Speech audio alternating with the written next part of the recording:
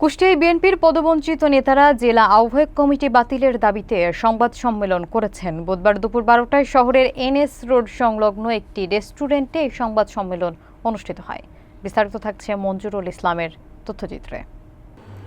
পদবঞ্চিত নেতারা বলেন, বর্তমান আহ্বায়ক কমিটি বিতর্কিত এবং মেয়াদ উত্তীর্ণ, তাই এটি অবিলম্বে বাতিল করা উচিত।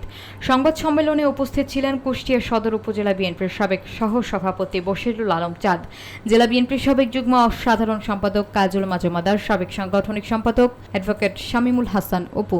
এছাড়া উপস্থিত ছিলেন মিরাজুল ইসলাম রিন্টু, সাবেক যুব বিষয়ক সম্পাদক মেজবাউর রহমান পিন্টু, জেলা কৃষক দলের সাবেক সভাপতি এস.এম. গোলাম কবির, জেলা জাসাসের সভাপতি ইমরান আহমেদ সুমন, সদর থানা যুব দলের সাধারণ সম্পাদক ওহিদুজ্জামান শিপুন, রফিকুল ইসলাম রফিক এবং মহিলা দল ও অঙ্গ সহযোগী সংগঠনের বিপুল সংখ্যক নেতাকর্মী।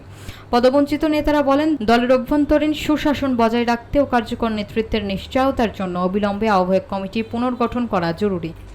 প্রথম থেকেই যে অনিয়ম, অব্যবস্থাপনা, কমিটি গঠনে স্বজনপ্রীতি, অর্থনৈতিক লেনদেনের মাধ্যমে বিভিন্ন কমিটি গঠন, এগুলো যেন কুষ্টিয়া জেলা বিএনপির এই অনিয়মটাই যেন নিয়মে পরিণত হয়েছে। আপনারা যদি বলেন যে কুষ্টিয়া জেলা বিএনপির বর্তমান অবস্থা কেমন, নেতাকর্মীদের পক্ষ থেকে আমাদের আন্দোলন চলমান রয়েছে। এই চলমান আন্দোলনের অংশ হিসেবে আমাদের আজকের এই সংবাদ সম্মেলন। সংক্ষেপে বলতে চাই, বর্তমান কুষ্টিয়া জেলা বিএনপির অযোগ্য মেয়াদ উত্তীর্ণ কমিটির নেতৃত্বে বিএনপি নির্বাচন প্রক্রিয়া অব্যাহত রয়েছে। চাঁদাবাজি, দখলদারিত্ব, আওয়ামী লীগ পুনর্বাসন, জাসদ নেতা কর্মীদের পুনর্বাসন, অন্যদিকে সর্বত্র ত্যাগী পরীক্ষিত নেতাকর্মীদের বাদ দিয়ে কমিটি গঠন, এ যেন কুষ্টিয়া জেলা বিএনপির চারিত্রিক বৈশিষ্ট্যে পরিণত হয়েছে। কুষ্টিয়া শহর বিএনপির গঠনে কারচুপি 3টি ওয়ার্ড কমিটি গঠন না করে সম্মেলন, কুষ্টিয়া সরকারি কলেজ মাঠে প্রত্যক্ষ ব্যালট পেপার উদ্ধার কুষ্টিয়া জেলা বিএনপির স্বজনপ্রীতি ও ব্যর্থতার উজ্জ্বল দৃষ্টান্ত। এ ব্যাপারে বিএনপির ভারপ্রাপ্ত চেয়ারম্যান এবং সংশ্লিষ্ট কেন্দ্রীয় নেতৃবৃন্দের কাছে উপযুক্ত প্রমাণ সহ অভিযোগ আদৌ নিষ্পত্তি হয়নি।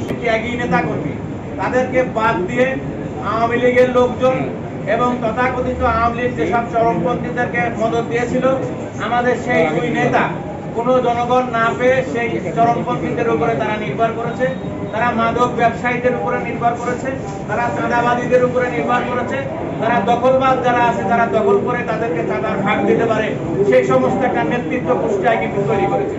তোমাদের তারা বহিষ্কার করতে পারে, এত চেষ্টা করছে আমাদের ঠিক হয়তো বহিষ্কার করার জন্য নানান ধরনের ট্যাগ লাগাবে, সেই ধরনের প্রমাণও দিতে পারে, আবার বহিষ্কারও করতে পারে। এটাই আমাদের জন্য, আর এটা সম্ভব হয়েছে শুধু আপনাদের কারণে। আপনারা পাশে ছিলেন, সত্যটা সামনে নিয়ে আসছেন, তা নাহলে একটা মিথ্যা কথা বলেও কিন্তু একটা ভালো মানুষকে অনেক সময় ফাঁসাই দেওয়া। ওরা যে চেষ্টাটা আমাদের ক্ষেত্রে করেছে বিভিন্নভাবে, চাঁদাবাদীর ট্যাগ লাগাতে গেছে, বিভিন্ন দখলবাদীর ট্যাগ লাগাতে, কিন্তু আজকে দেখেন যারা ষড়যন্ত্র করে তারা সেই জালে তারাই ফাঁসে গেছে। যেহেতু এই যে প্রেস ক্লাবে একটা বাক্স বসাইছে, এখন দেখেন যেটা আমার শোনা কথা, যতদিন থেকে এই বাক্সটা দেওয়া হয়েছে যতগুলো ওখানে আসছে অভিযোগ আসতেছে, তাদের লোকের নামে নাকি অভিযোগগুলো বেশি আসতেছে। আমাদের নামে আসতে তো সেটা তারা ফলো করে দেখাতো, অমুকের নামে আসতে তো এই পর্যন্ত আমাদের আলহামদুলিল্লাহ আমাদের কারোর নামে এই পর্যন্ত অভিযোগ আমরা দেখি। কিন্তু আপনারাই বলেন অভিযোগ তো আসতেছে, কিন্তু একটা বিচারও কি তারা করছে নাকি সেই অভিযোগে?